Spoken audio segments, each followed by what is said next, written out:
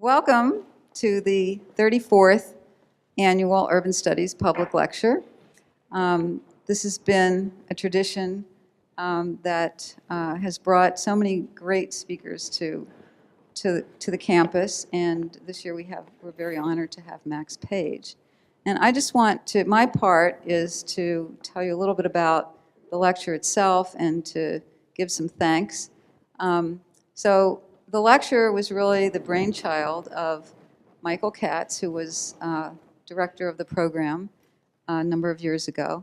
And he saw it as a way of integrating the work of an eminent urban scholar into the actual program of the students.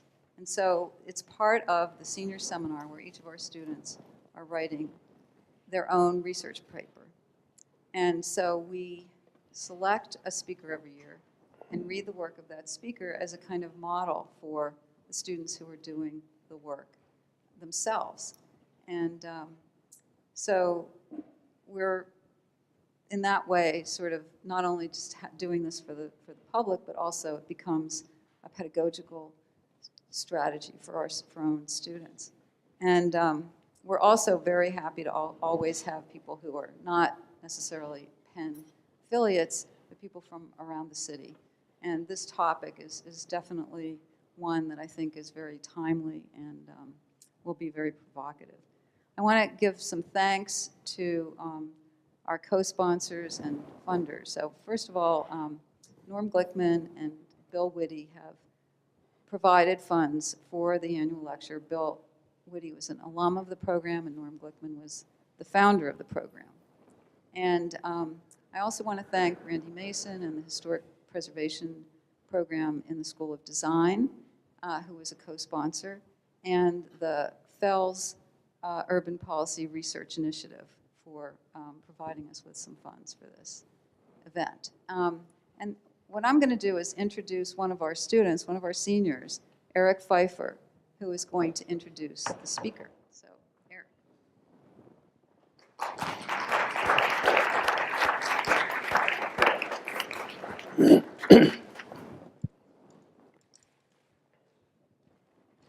Thank you, Elaine, and good evening, everyone. Tonight's lecture is more of a milestone than you can imagine for me and my fellow Urban Studies seniors. It's an honor to mark the occasion with Max Page, himself a Penn alumnus with a Ph.D. in history. While officially a professor of architecture and history at the University of Massachusetts Amherst, Max's work transcends the built environment. He's a recipient of a Guggenheim Fellowship and the Rome Prize, and he's published a wealth of books and articles on urban history, public space, and the evolution of the historic preservation movement.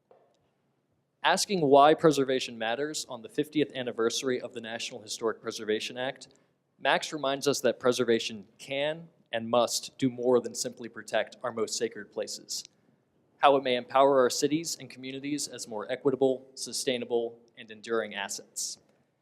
These are the types of questions that keep urban studies majors up at night. And hopefully now, thanks to Max, we can all get a little bit more sleep. While he joins us in person for the first time this evening, Max's work has had a substantial presence in our class discussions this semester. As we each embark on original research projects, both the themes and methods of his recent work have enlightened our own writing. From a thorough discussion of authenticity to a particularly poignant confrontation of our negative cultural memories, Max's book is at once a remarkable piece of scholarship and an impassioned call to action. He certainly set a model for our undergraduate theses, and just as importantly, a new perspective on preservation that we will no doubt carry beyond the classroom. Please join me in welcoming Max Page. Thank you all for being here. It is really great to be back in College Hall, where I spent many wonderful, stressed out, infantilized years. No, they were really wonderful learning. Actually, a lot of people in this building and beyond really shaped, obviously centrally shaped, how I think about American history, about cities, and about architecture. And especially, I'm glad Elaine brought up Michael Katz, my advisor, who I learned so much from. I'm so glad that Etta Katz is here today, because you will see, and I think the students even today noticed in the conversation about preservation, which was not his central area of scholarship, how much they could tell that his scholarship infused my thinking about this this subject.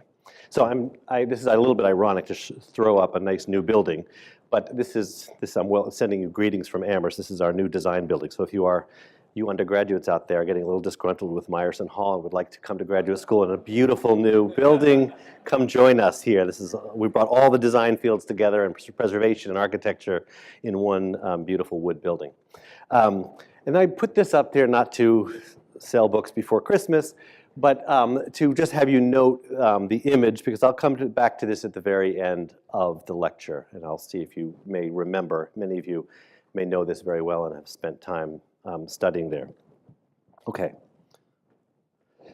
So it's a little dangerous to open with a quote from Martin Luther King Jr., but this line, which many of you know very well, I'm sure, about the arc of the moral universe bending toward justice, really became a theme as I embarked on this question of looking at where preservation has come in the 50 years since the National Historic Preservation Act of 1966, passed just a month after I was born, and where it should be going in the coming 50 years.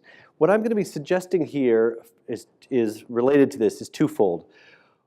One is I'm going to make an argument for why historic preservation can and should be part of larger movements for social justice.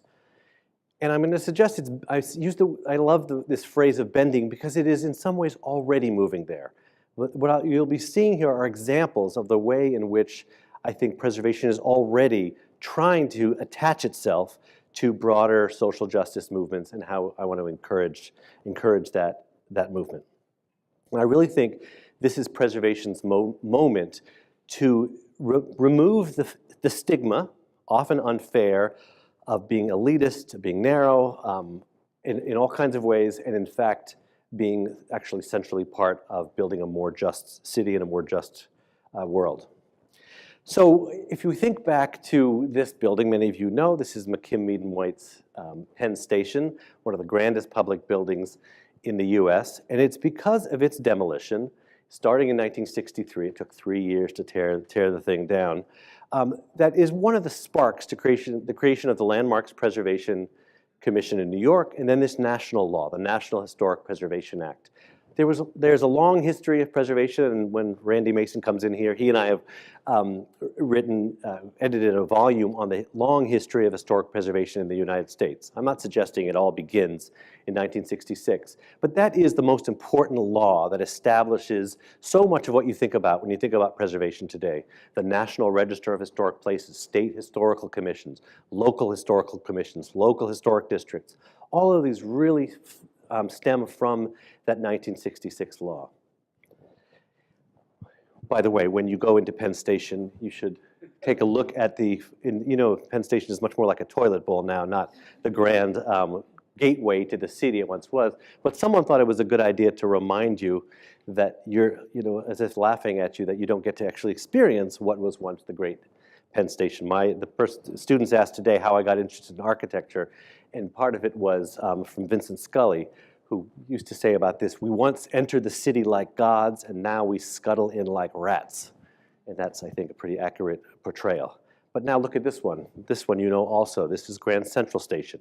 Because Penn Station had to die so that Grand Central could live, in the sense that in the wake of Penn Station collapsing and a kind of a growing movement for historic preservation, we have this law, and then it was reaffirmed in 1978 by the Supreme Court, which said, when there was a threat to Grand Central Station, that in fact the value of historic buildings to a community can, I'm going to use the word, can trump the profit-making motive of the owner of the land. That in fact that value can restrict the owner's desire to profit from their holdings. And this was a very important case. And so Grand Central, as you know, if you come in on the Metro North from New Haven into New York, you get a very different experience than if you come from Philadelphia into Penn Station. In the wake of those last 50 years, preservation has broadened in many ways, and there's a lot to celebrate. To preserving places like this, like an important local cultural center, music store in the Bronx, to the Stonewall Inn, now a National Historic Landmark, obviously the launching sort of place for the modern gay rights movement. But even more important, perhaps, or equally important, is the preservation movement's efforts and successful efforts in many places to preserve the fabric of cities. The anonymous buildings that each on their own is nothing extraordinary, but together create the texture that actually creates public life in our cities. Okay, so what I want to do in this, though, is not to just celebrate all that's been accomplished in the past 50 years, but rather focus on the kind of dilemmas and opportunities that the preservation movement has today going forward, and ones that was perhaps not even in the minds of those who were leading a preservation movement over 50 years ago. So, for instance, in 1966, one would not, the environmental movement, maybe spurred on by Rachel Carson, her Silent Spring, was not focused on climate change, but rather on pesticides and pollution of the rest, but not on climate change as is such a focus today. So the preservation movement was slow in coming to address that issue, but now has a chance actually to be a central part of the movement for building a more sustainable world. So let me just, I'm showing this new building. You're also wondering why in this preservation lecture do we see Croon Hall, the forestry building at Yale? Well, this is a LEED platinum building. Many of you may know that it's close to net zero energy. It produces as much energy as it uses up. And in many ways, the high-tech buildings of today are how many in the architecture and planning world would like to solve or contribute to solving the problem of climate change. And yet, there's estimates that buildings like this, after you've demolished the building that was there before, and you've gathered all the resources from around the world and brought it here and built it, even though this building is incredibly efficient, it will take, estimates vary, 50, 70 years to pay off the carbon debt that it has amassed in its birth, in its creation, right? So that all the carbon that was released to create this building will take so many years to actually be paid off. So if this is good for the long term. It's a good idea to be building more efficient buildings, but we also have to have centrally in the equation reusing the buildings that we have.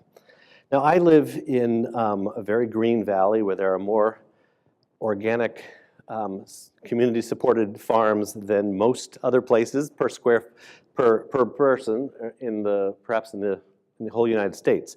But the greenest place in my valley is Holyoke, the industrial city of Holyoke, which many would call a polluted city. This is a planned city from 150 years ago on the Connecticut River. And what's important here is to notice, I can sort of step back, is the Connecticut River, the falls at South Hadley. They drop 80 feet at that moment. And what you see is something really important, which is that the city was planned here in order to take advantage of the power of those falls to create 3 levels of canals. So this city, which you go there, it's still a very poor city. It was once the paper-making capital of the United States, and is now, it's not destitute, but there's one of the higher poverty rates in the state. It is nonetheless a city where, because of the water running downhill, it generates 65% of its energy from those canals to this day. These are a 150-year-old canal system, and they transformed what once were these raceways, as they're called, right down. You can't tell this is heading downhill from one level to the next. They once mechanically turned the turbines, and now those turbines spin and create energy, again, powering 65% of the needs, most of which, of course, were not there in 1850. So let me just back up for 1 second. So the point is that a place like Holyoke, saving those buildings, reusing them, incentivizing, encouraging a repopulation of that city because of its innate sustainable nature, because of how old the buildings are, long paid off their carbon debt, and now actually having energy that is based on reusable resources. Because of that, Holyoke should be a place that preservationists need to advocate for, not because each individual building is beautiful, but rather because they are part of the equation of living more sustainably. Now, that was going to require, however, the preservation movement continue its path towards greater flexibility. And many of you know one of the attacks on the historic preservation movement, again, not completely fair, but in some ways deserved, is that there can be sometimes an aesthetic fussiness. And sometimes local commissions especially can be enormously fussy about, let's say, window mullions or paint colors on any kind of building. And I think in order to encourage the greater reuse of buildings, and we have to start with that idea that we should be always thinking about reusing buildings, we may have to loosen some of those rules around authenticity and integrity and the so-called Secretary of Interior standards that determine how buildings are renovated. In fact, my friend Tom Mays from the National Trust for Preservation has argued we should have local ordinances that expect reuse of historic buildings, and that you would have to prove why you can't reuse a building before you can demolish it. Right now, in most places, there's an expectation that you have the right to demolish, and then towns and cities can impose some controls, or they can impose demolition delays. But he's saying, let's flip it around. Let's assume you must be reusing, adapting older buildings, unless you can prove why it doesn't need to happen. That's the kind of switch we need to make, and where preservation then would be more central to this effort. A big conundrum we talked about with the students today, at for me, a really excellent session of discussion about these complicated issues, is density. This is actually Mongkok in a section of Hong Kong, one of the densest areas in the world. So clearly, one of the ways that preservation can contribute to the sustainability movement is by encouraging re-inhabitation of our cities and re-densifying them. But there is also a tension, of course, between that and just tearing them down and building 50-story skyscrapers in the interest of density. So we talked today about how preservation needs to be encouraging greater movement back to cities, and also be willing to encourage the adaptation of buildings so there can be greater density. Perhaps an extra buildings, apartments in the back, in the gardens, extra floors above.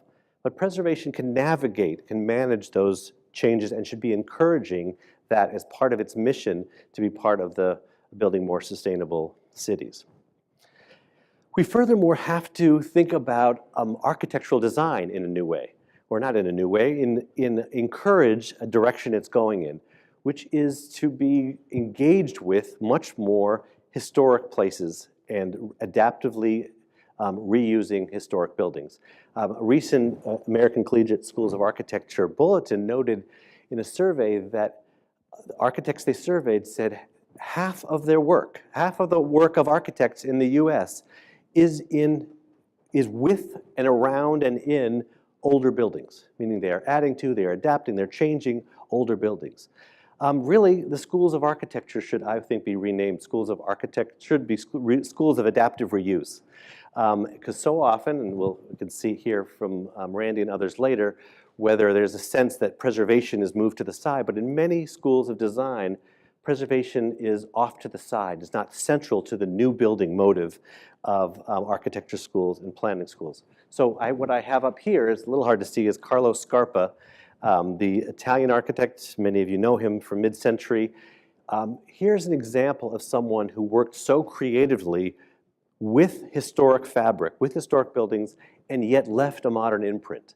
It seems like a central motive and central goal for preservationists should be encouraging this kind of creative, contemporary design that is nonetheless respectful of, without being deferential to, respectful of and not deferential to historic buildings. And Scarpa, if you look at his projects, like the Castelvecchio picture here, is one of the absolute masters of that. Or David Chipperfield, the British architect in the Neues Museum in Berlin, actually largely a ruin that he helped reconstruct, and yet left his own imprint, and did not simply servilely kind of try to reconstruct it the way it was.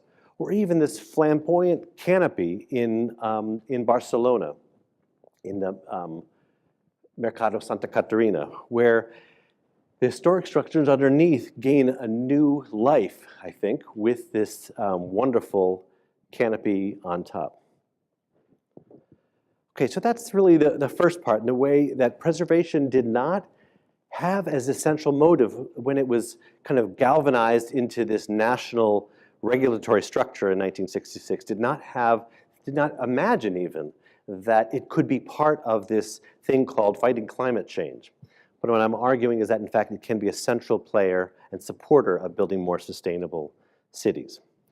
Second part, though, is if you looked in 1966, the United States was in no way an equal nation, but one could argue that it was heading towards at least greater equality. It was heading in the right direction because of the Great Society programs. There was a slowly narrowing of poverty. Of course, we've gone in the opposite direction since then. But preservation was not, therefore, necessarily as centrally imagining its role in dealing with a society of greater inequity. I use this example, a place, one of the most important buildings in urban studies. This is the home of Jane Jacobs, 555 Hudson Street. It is, where is it? This one. And so I went there when it was for sale. And if you can see there, this was actually back in 2009, was selling for $3.5 million. I just looked it up on Zillow. It is now $4.5 million. It's not for sale, but it would go for that. So Jane Jacobs is often seen, and this is the book Death and Life of Great American Cities, as one of the mothers of the modern preservation movement, because she argued that old buildings were central to the vitality of a neighborhood. And there she is, and I made my way in there. The beauty of the economic world we live in now, you can look like me and dress like me, and they might think you're a billionaire. So I said, well, I'm very interested in this $3.5 million house. And they said, well, come on by. So I went in and looked out her window. Those of you who read the book, that's probably most of you, it's still the most widely read book in urban studies. She gleaned a lot about the way cities work by looking out her window and walking her neighborhood and studying, but she looked very carefully. And if you look now at what across the street was once the local butcher, Joe Carnaccio, is now a pain quotidien. When you know that place, that means you, for $10 or $12, you can get a little cup of coffee and a tiny little cookie, right? This is always the marker of a gentrified neighborhood when this cafe moves in. The point is that, let me go back for a second, Hudson Street, which is of course a block or two away from the High Line, this is an area that in some ways is a victory of preservation. She helped fight using her community activist bones to fight against the demolition of that neighborhood and the creation of yet another on-ramp to a new highway that would go across Manhattan. It's a victory. We saved the buildings. It's a wonderful place to walk around, no doubt about that. But it has to make us uncomfortable that it has also been a place that now routinely has houses for $3, $4, $10 million. It is kind of at the epicenter of this debate over gentrification. I take you to a different place, which is Camden, New Jersey. This is the house my mother grew up in. We're going to talk a lot about butchers today. This is the kosher butcher that my grandfather ran, and they lived upstairs here in this house in Camden. As you know, Camden is one of the poorest cities in the United States. Preservation, to sort of prove its role in building more just cities, has to have an answer. Has to say what it might do for a place like Camden. To say, oh, look at those mansard roofs. This is part of an architectural tradition. We need to preserve them for that. That does not speak to the desperate needs of the people in Camden. Preservation has to have an answer, or at least a part of the answer, to how to improve a place like Camden. And to find those answers, in some ways we may have to go away from the US before coming back. So I spent a week with some students of mine in Havana, Cuba. And what you see in Havana, and I've taken this picture expressly at this angle, there is, of course, the Capitol building in the distance, modeled after our Capitol. But what you see here is an example of preservation policy that's organized around how it could also generate jobs and greater equity.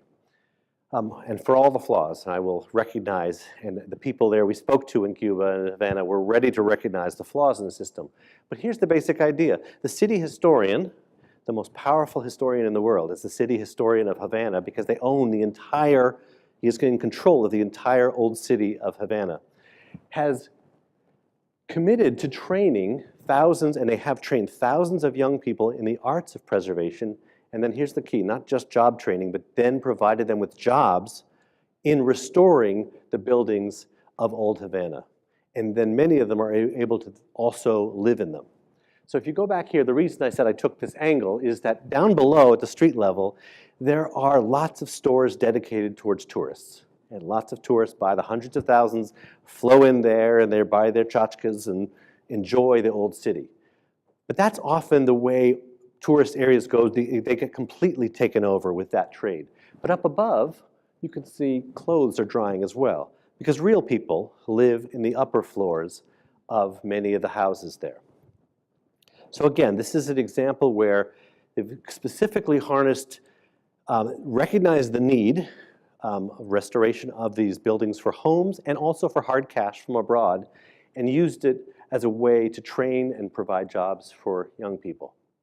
Berlin, a place I spent some time back in the 1980s. Many of you may know of the International Building Exhibition, which brought some of the most important architects still around, that got them their first commissions. Peter Eisenman, this is his Checkpoint Charlie building. Robert A.M. Stern got some of his first buildings there. Zaha Hadid designed her first building as part of this project. And that's where all the press was, on the new buildings, the new postmodern buildings that were built as part of this 10-year-long building project. But for me, and there's John Haydock, this is another building, but for me, the other side of the IBA, I-B-A, that's the name of the endeavor, was IBA Alt, IBA Old, the renovation and restoration and preservation section of this endeavor. And what that was is in Kreuzberg, they used a variety of ways, both of ownership methods and self-help housing techniques, to allow lots of new people, immigrants to Berlin, including one of the largest Turkish populations outside of Turkey, to renovate these old warehouse and factory buildings and create homes there. And so for me, the lasting projects in Berlin are not the postmodern buildings, many of which now look out of date as they did 6 months after they were built, but rather the lasting investment in restoring these 18th and 19th century buildings to create the anchors of a vibrant community that Kreuzberg is today. In South Boston, and Boston is far more heated real estate market even than Philadelphia, one of the most expensive real estate markets of all. One of the ways that community groups are trying to prevent the kind of waves of gentrification that have hit different neighborhoods in that city is to adopt what Randy has written about, which is alternative ownership methods. So this is a land trust in the South Boston, in which the community group has been able to purchase a number of houses. And if you note, these are not extraordinary works of architecture. George Washington didn't sleep there. But by putting these in a land trust, they're able, this community group, the Dudley Square neighborhood, is able to maintain these buildings over the long term as affordable housing, so that there is not a flip of the neighborhood, but rather there is some amount of stability of affordable options, even as the neighborhood gets an influx of wealthier outsiders. Of course, we know Theaster Gates, many of you may know, in his south side of Chicago efforts, taking over historic buildings like this, South Island Bank building, turning into community center, or Rick Lowe in Houston, Project Row Houses, adapting these traditional shotgun shacks as housing, but also as community centers, art centers. We have great examples of this beginning to happen in different places in the US. In Buffalo as well. Buffalo is a place to go to if you've not been a while, both for its amazing individual architectural gems, but also for some exciting things that are going on, such as the Youth Build organization that is training young people, like we looked at in Havana, training young people in methods of making really average buildings very, very energy efficient. So you're saving an older building, restoring it, and providing the beginnings of a long-term career for a lot of young people in that city. It's a very small program, but it shows great example. But let me go back for a second to Holyoke. So this is one of the factories in Holyoke. But it's worth going back to the 1930s for a minute. So what you're seeing here is in the 1930s, of course, there was enormous unemployment and poverty all across the country, and Holyoke as well. This is the Holyoke branch of the Civilian Conservation Corps, one of the New Deal agencies. So what did they do? They got together and they went to Mount Tom, which is above Holyoke, and they were given the job of laying out trails, building campsites, building the state park system there. Others then, other parts of the WPA, built this war memorial building in downtown Holyoke, or the post office. So they were given, there were needs, that is to build parks, there were needs to build these public buildings, and there were people who needed jobs. So what I guess I'm suggesting is that beyond these wonderful nascent individual efforts like Theaster Gates or Rick Lowe or in other places, you can find individual places all around the country, there needs to be a national effort. That's really going to be the only larger solution to this problem.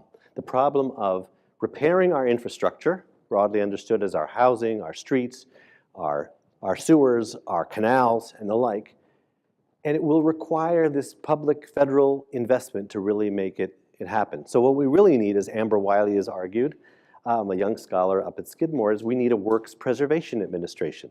We need to now invest not simply in tearing down and rebuilding, but restoring the public infrastructure and the housing that we need, that exists now and can be reused, and where there are people who are desperate for jobs to do it. But it will not happen by individual small examples and nonprofits here and there, but rather by a big central public investment. And I just want to highlight this for a moment, because the effort for preservation to be more centrally engaged in economic justice in the city requires it to redefine what preservation is. So what I'm showing you here is a protest by City Life, Vida Urbana in Boston, an amazing organization. What they do is they advocate for better housing policies, for more affordable housing, and they also simply block the sheriff from kicking people out of their homes that have been repossessed by Bank of America, a corrupt and criminal organization. And so here's an example of where they stood and blocked the sheriff from going in here. Now, we may look at it as one part of our preservation eye may say, oh, interesting, what is the era of that building? It might be, a somewhat significant building of 100 years old or more. And, so I said to Lisa Pinto, the director of this, I said, well, aren't you a preservationist? And she said, what do you mean? I'm not interested in the building. I said, but you're preserving people in their homes where they've lived for a generation or more. So as preservationists, we have to look beyond. We may include the building, but we have to see the building as much as a home as a work of architecture. And that to bond, a preservation organization should be bonding with a group like City Life because they are trying to preserve a neighborhood by one family at a time in their homes. That's a risky endeavor for us, those of us in the room who call ourselves preservationists, to get out of the comfort zone of what we have largely been trained to do, which is focus much more on preservation as preservation of buildings.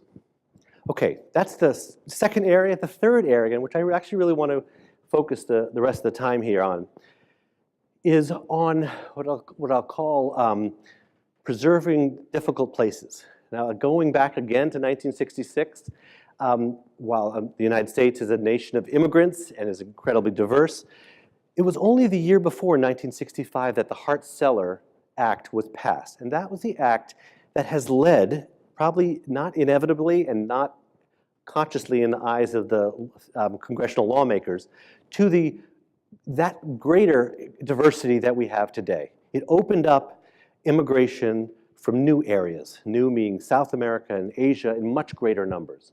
So that at that moment when the National Preservation Act was passed in 1966, the United States was not nearly as diverse and not diverse in the ways that it is now. So preservation has a challenge and an opportunity to respond to the growing range of people we have in this country and to somehow knit it into a nation. So in other words, this is a dilemma that preservationists did not quite see as central as it has to be today because of the growing diversity of the country. And one aspect, one way we do that is not simply preserving or marking the places of celebration of an individual ethnic or religious group, but rather highlighting those places of conflict. It's what I call just generally the difficult places, the places of conflict, of violence, because it is there that we can then confront how different peoples have managed or not managed to live together in this country. What I'm showing you here is a view in the foreground of what's called Devil's Half Acre, Lumpkin's Jail, which is in Richmond. This is I-95. If you've ever driven I-95 through Richmond, you have driven over the second largest slave market in the United States. You probably didn't know that. I've said this actually before. It's especially maybe embarrassing to say in this building. I have a Ph.D. in American history. I never heard of this place. I was not a Southern historian, but certainly I took courses that covered this era. The reason is that we talked about New Orleans and Charleston is there's much more that remains. In Richmond, it was largely erased or covered over. So in this zone called Shockoe Bottom was hundreds of thousands of people were bought and sold in the internal trade market, to put it in quotes, the second-hand market. Enslaved people were not brought from Africa to here, but it was trading between different states. So this is one of those places we have to confront, and I'm going to come back to that. Again, I'm going to take us away from the US over to Europe for a moment to look at how other places are creatively confronting some of the most painful parts of their history. So this is actually the photo album my father kept for the 1936 Olympics in Berlin, where he lived. And you can see how the city was festooned with swastikas getting ready for the Olympics. He fled the next year. But so I've always had this odd or tense relationship with Berlin. But one thing I can say is that Berlin and Germany have confronted in a variety of and kaleidoscopic creative ways that history. From Daniel Liebeskind's Jewish Museum, this fractured building to show the fractured relationship of Germans to Jews, to the Peter Eisenman and Richard Serra Monument, the National Holocaust Memorial, right in the center of monumental Berlin. The Reichstag, the Parliament building, is over here. Or they've left ruins in the area, the headquarters of the SS, and have interpreted these ruins. This is actually years before they turned it into an interpretive site. Norman Foster built a new dome on top of the Reichstag, the burned out Reichstag, and has created this sort of open feeling to restore that building in a way, and we should be encouraging this kind of work. Artists of all types have done temporary installations, such as Shimon Atti projecting images of Jewish life onto doorways, as if and making it for a moment in these 2 weeks when he projected that world come alive again. And many of you may have seen the Stolperstein, the stumble steps, in which you are literally supposed to stumble over these little brass plaques that simply name the person, in this case the Jewish person who lived there and where they were sent to die. This form has been taken up in Italy, and I spent a semester at the American Academy and found that all over, there's a group that has been putting these all over Rome to mark the places of those who were sent off as well from Italian cities. There are endless numbers of creative artistic interventions like this, where there's no sign letting you know that this is there. You suddenly come across this window, and you look down, and you look down 10 feet down into a 10-foot square room of empty bookshelves. And then you start to realize you're in front of the university, and this is Babelplatz, where they burned books in the 1930s. So those are the empty bookshelves of books that were burned, and also the books that were never written because the people were burned. One of the most powerful for me of all of these memorials. I spent another bit of time in Argentina, and there too, they have been trying to use, and there's the incredible outpouring of creativity among the artistic community who are trying to make sense of, and we're trying to make sense of, the era of state terrorism in the 1970s and early 80s. And there this is a project of a political prison that was being demolished, and this artist, you can see, was mapping out how to knock out some of those glass windows, those glass bricks, and leave some others in. So the effect you get at certain times of day is pixelated images of some of the prisoners who lived there. And of course, the building, as you can see, was coming down. So this is a temporary monument that could then only lodge in people's memories. My point, though, is that I would argue that we are only catching up to the creative efforts of interpretation that other countries have done in confronting some of their most difficult pasts. And I'm not saying at all that all these countries are leading the way. I spent time in Italy where they largely do not want to talk about the heritage, the legacy of Mussolini, and there's a lot of places that are simply left with no interpretation at all. So I'm not suggesting that we are that far behind. And there are examples of how we are really starting to confront these difficult places. In some ways, it's one of the most exciting areas of public history and historic preservation. And this is a Japanese internment camp, Manzanar, and this is in Money, Mississippi. You may know this because of Emmett Till, the young man who was murdered, and his death and his exposed body by his mother was one of the sparks to the modern civil rights movement. When I first went there was nothing there at all. You come back, there's now at least a plaque marking this is the site where it all started that led to his murder.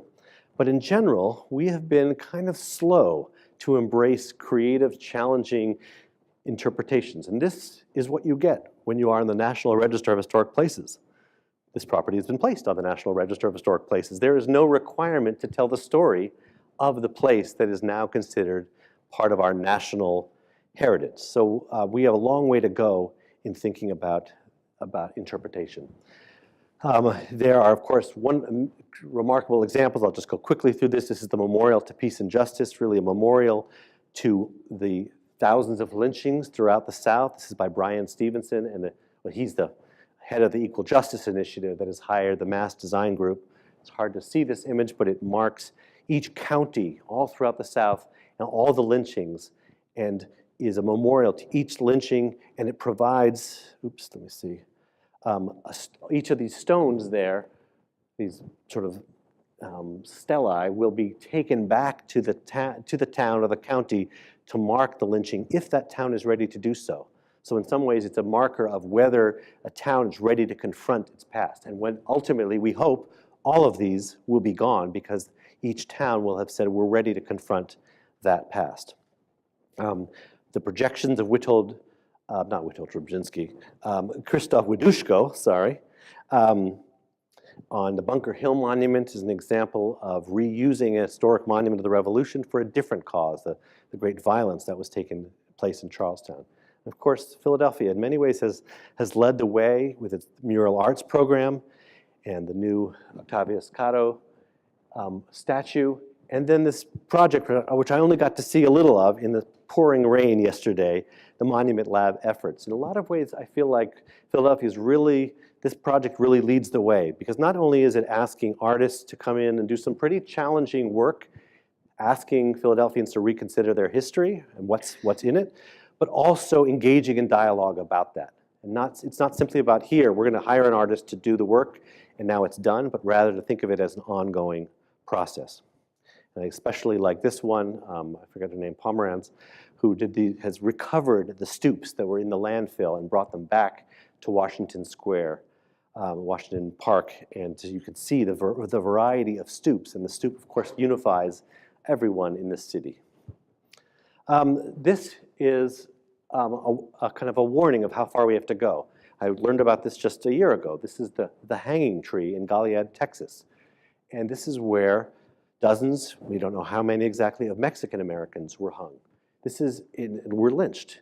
And many, we might suspect this is the case, but there's now estimates that it could be upwards in the thousands.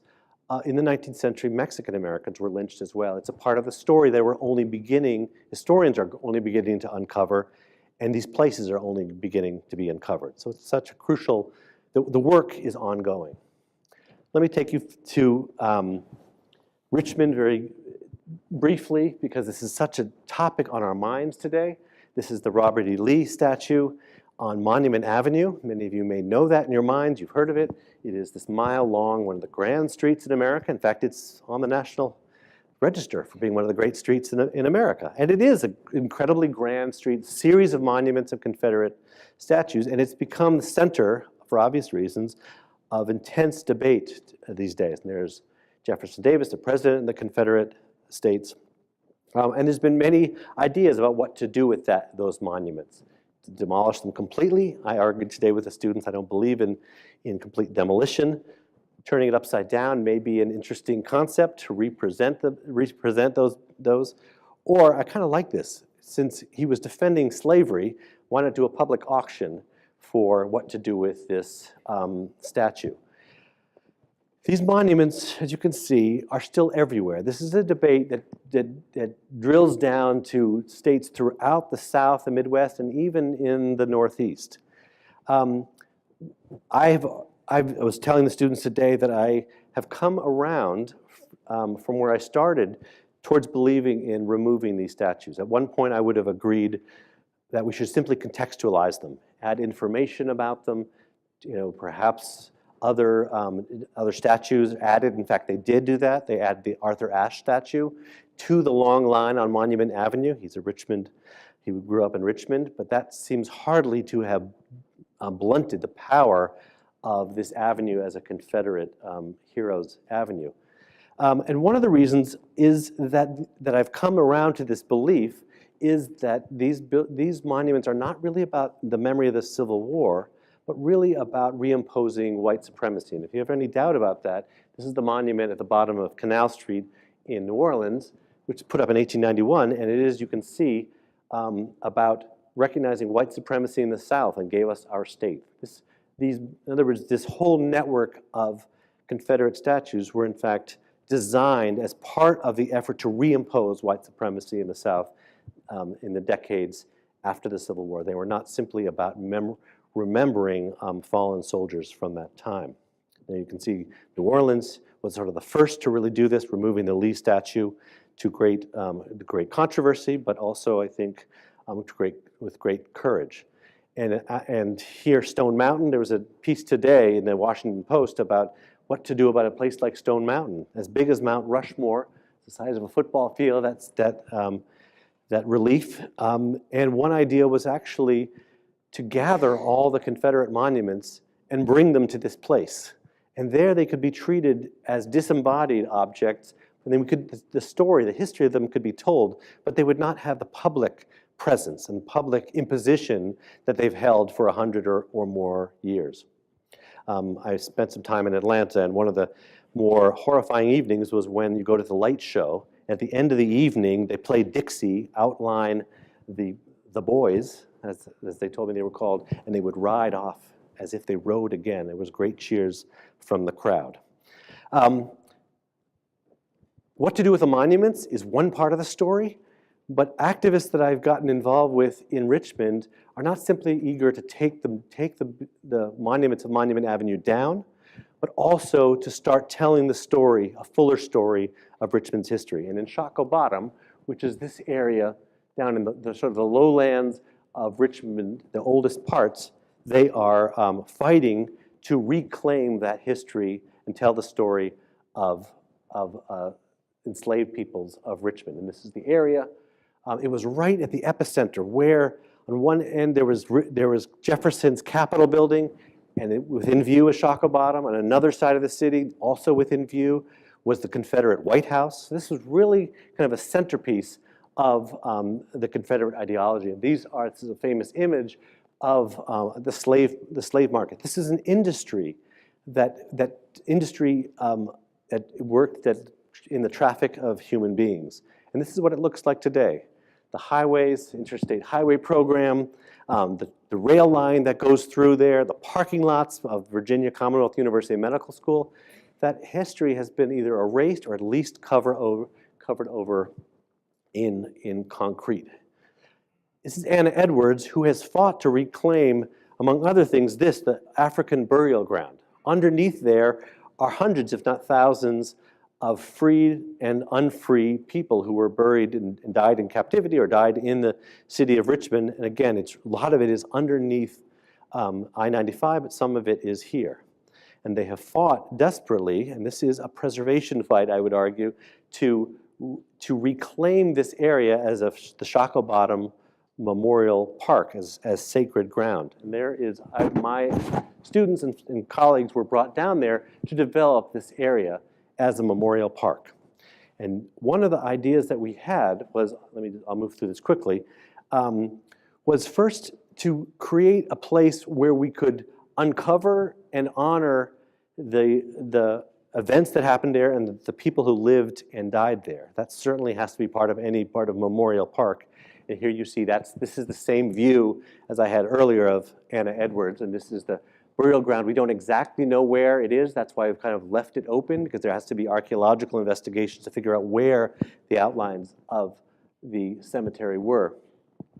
But also we will have this long digital wall in which the names of the thousands and thousands of enslaved people that have been cataloged will be shown, and images such as Gabriel, who led a revolt in 1800 to throw over slavery, will be documented.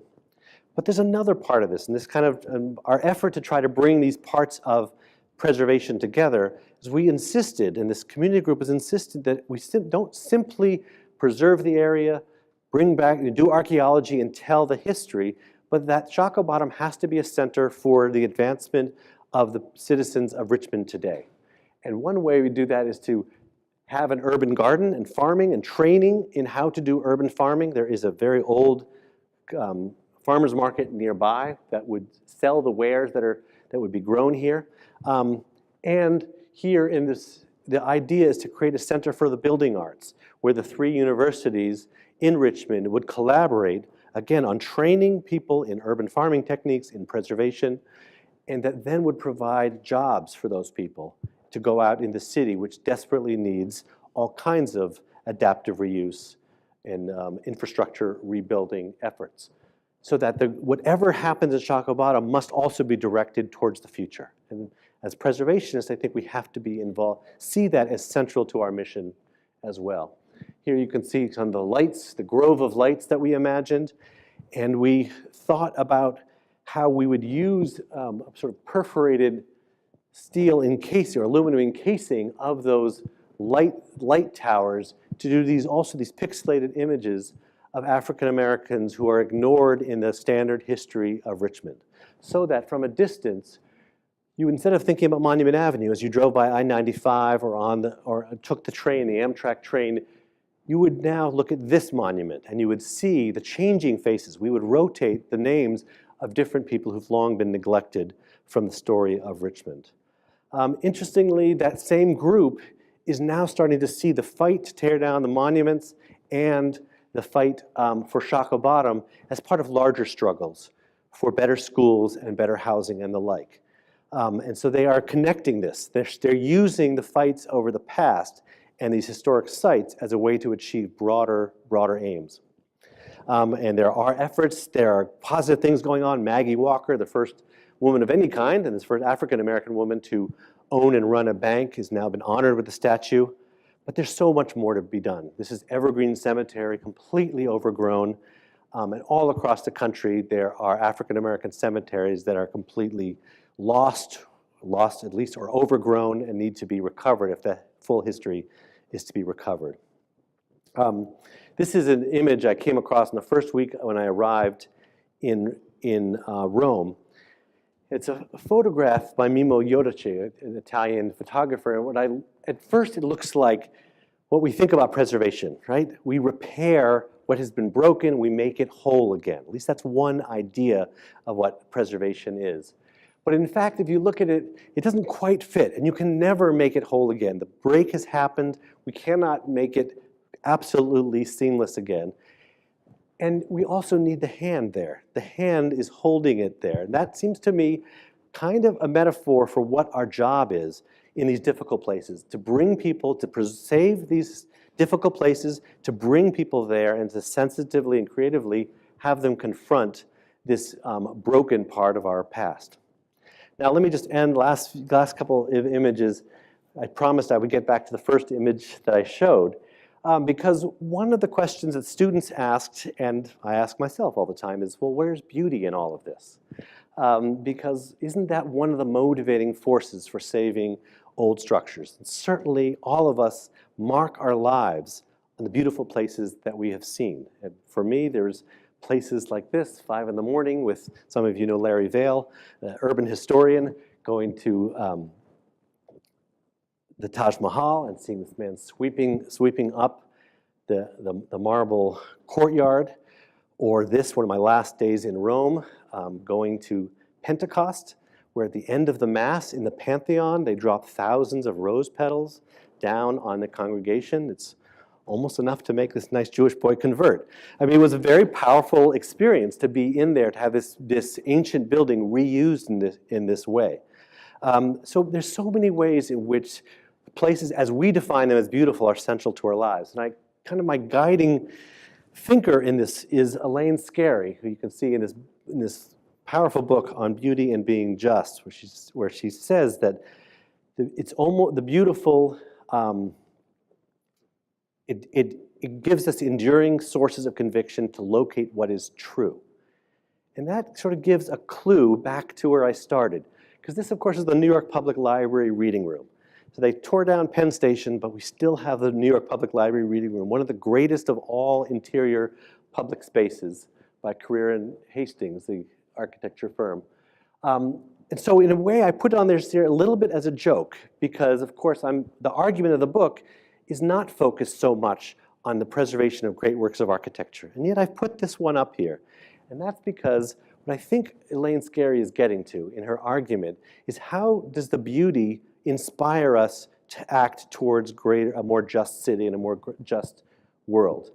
And partly what I find beautiful there is not simply the architecture, it's when you look around the room in this free, greatest of public libraries, all these range of people, great scholars, people who are not mentally well, the young person, the immigrant striving, studying for the SAT, the stressful dissertating student. In other words, it is this incredible democratic institution. So I can't separate out seeing that room as a work of architecture and also as a symbol of our greatest ideals. So in many ways, I think preservation's greatest contribution can be working to save those places where we house the ideals that we either have or we believe we should recover in our society. Thank you. Thanks.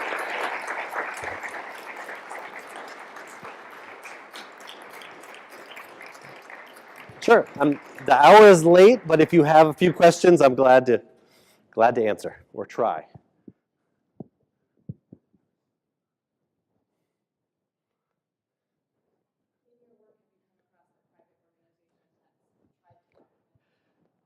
I mean, that's a very good question, Spring. And I'm actually glad you brought up the Boston Public Library. One of my favorite things walking by there is it just says over the front entrance, it says free to all. That's all it says there. I love that. Let's see. There are many organizations that are trying to make peace with their past. I mean, many universities, frankly, took them kicking and screaming into dealing with their legacy of slavery. And yet, Georgetown recently, Yale has renamed its Calhoun College. Many other schools have tried to invest in ways to at least acknowledge their histories and then reinvest. There's examples of, is it the Rockefeller Foundation that has gotten rid of all fossil fuels? And There are efforts, and no doubt. I guess what I would say to this is that what we've lost is the balance between centralized public investment and dependence on private philanthropy. I mean, the New York Public Library is created with the Astor and Tilden Foundations. There's private foundations that have been central and are still central to managing it today. But there's an equal also public investment that allows it to control what happens with that. We've lost that balance in many ways. It's a good question. What I would say is that I don't believe the preservation movement has even laid out the agenda for a different time. In other words, at some point, in order to achieve a different kind of political outlook from Washington as it relates to investment in preservation, and frankly, as it relates to investment in cities, one needs to have a real program. And I would argue that the left, whether in preservation or the broader urban movement, has not articulated what that would look like.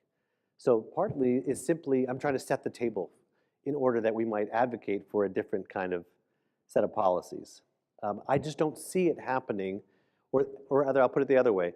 The best examples from my understanding of US history of having achieved the kind of investment in cities and in our infrastructure has been when there has been a major federal push. There's obviously, I mean, I'm looking at Francesca Ammon here, there's also the dangerous side to federal investment. Those highways that ran through Richmond's historic core were also a product of that. That's something we also have to work out. But my point is simply that preservation, and I'm frankly disappointed that national preservation organizations have not yet articulated a really progressive idea of what federal investment would look like. Dominic?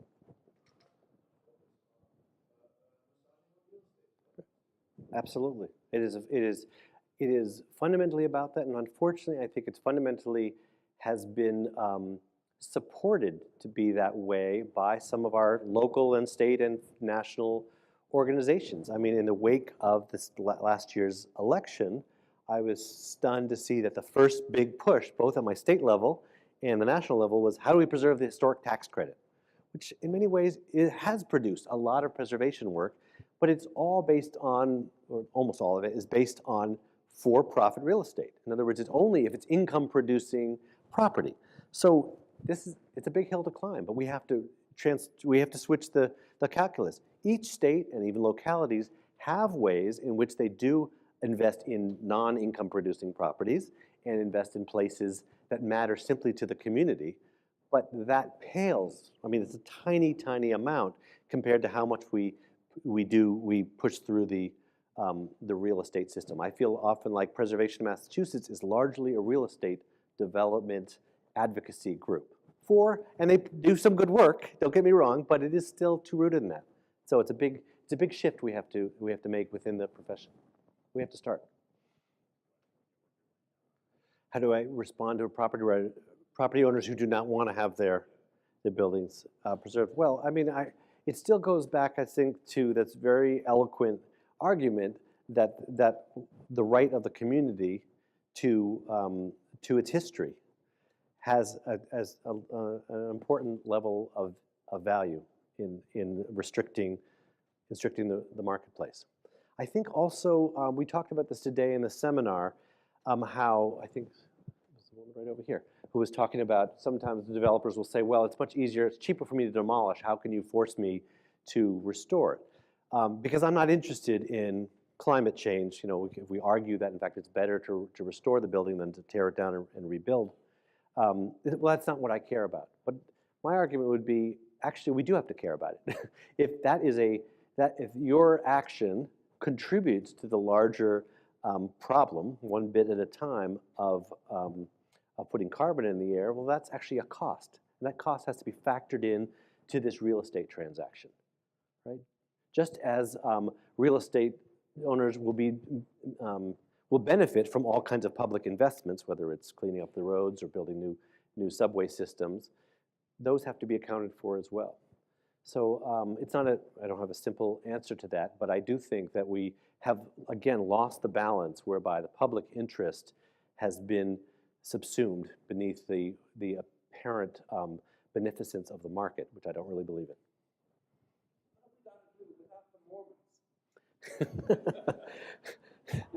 Nice way to end that question. But no, but what?